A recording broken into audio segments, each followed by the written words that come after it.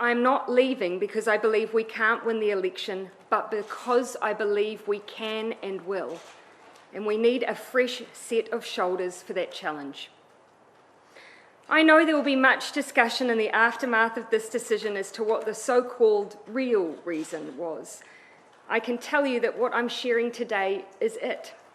The only interesting angle that you will find is that after going on 6 years of some big challenges, I am human. Politicians are human. We give all that we can for as long as we can, and then it's time. And for me, it's time. I intend to remain a member for Mount Albert through till April. This will give me a bit of time in the electorate before I depart and also spare them and the country a by-election. Beyond that, I have no plan, no next steps. All I know is that whatever I do, I will try and find ways to keep working for New Zealand, and that I'm looking forward to spending time with my family once again. Arguably, they're the ones that have sacrificed the most out of all of us. And so to Neve, Mum is looking forward to being there when you start school this year. And to Clark, let's finally get married. As for the next Labour leader, the caucus has 7 days to ascertain whether one individual holds more than 2/3 of the caucus support. Caucus has agreed today that a vote will occur in 3 days' time, on Sunday, the 22nd of January. So the Prime Minister of New Zealand, Jacinda Ardern, resigns. She said that she has realized that for the past 6 years, she has done her best and it's time for her to go. That if she stays, she won't be serving the country wholeheartedly. She won't be delivering to the country as she is supposed to do. This is something that struck me personally. Then I reflect on the leaders we have in Africa. Africa has got one of the oldest leaders in the whole world. Leaders in Africa, if they do not die in power, they are not going anywhere. In fact, they are so addicted to power that they wouldn't go anywhere. You see? So I asked myself this, right? Why is it that everywhere around the world things goes on smoothly, but when it comes to Africa, it's something totally different? I have always asked myself this question. Why is Africa always at the foot end of every single thing? You will go to a country in Africa and you will realize that all its leaders are so old, from the president to the prime minister to the whatever, just name them. In fact, the entire government is made up of senior citizens. This is terrible. I think that we Africans must get serious. Even though I am talking here and laughing, but I think it's something very serious that we Africans must look into. When a leader comes in and he or she has done his or her own part, he or she should leave and let others take over. A leader doesn't have to be in power until he or she dies.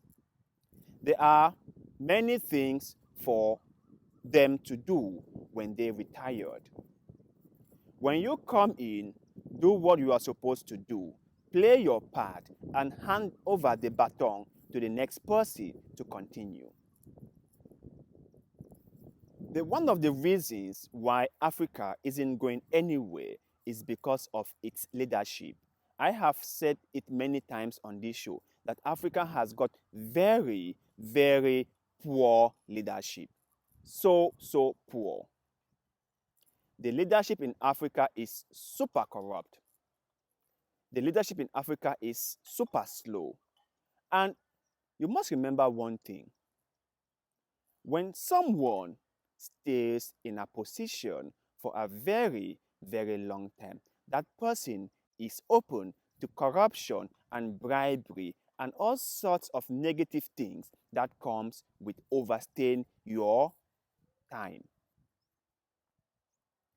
But if a person comes into an office and stays there for just 4 or 5 years, it's very difficult for others to corrupt that person. It will be very difficult for that person to embezzle so much from the government. But when a person stays in power for 20, 30, 40 years, what do you expect? What do you expect? The person becomes so corrupt. The person becomes so authoritarian. The person now tends to feel that he is the owner of the country and now wants to run the country like his family. This is really terrible for the people because the people then turn to suffer from leaders like that. They become very authoritarian and the people start to suffer because the people cannot say anything anymore. The people cannot speak up their mind. The people cannot get anything done. Leaders must come in, do their part, and then move out. If you are a leader, come in, serve your term, move out. And I know some few countries in Africa have very good systems. Their leaders come in, serve their terms, and then move out, maybe after 8 or 10 years. But some countries are the worst. They are terrible. The leaders have overtaken the corridors of powers, and now everything is about them. They do what they want, when they want, and to whoever they want. They do things with impunity without even the shredded fear in mind. They have no sympathy for the common person. They do not care if the people go hungry. All they care about is staying in power and being able to control other people. This is really, really sad for Africa. And as someone who is an African, when you see all this, when you try to compare the Western world and the way they do things with Africa and the way Africa does things, you realize that there's a very, very big difference. And that difference is not a good thing. Sometimes being different can be a good thing, but the one in Africa is totally a bad thing. Corruption in Africa is up here. Nepotism is up here. Favoritism up here. Bribery and corruption is the order of the day.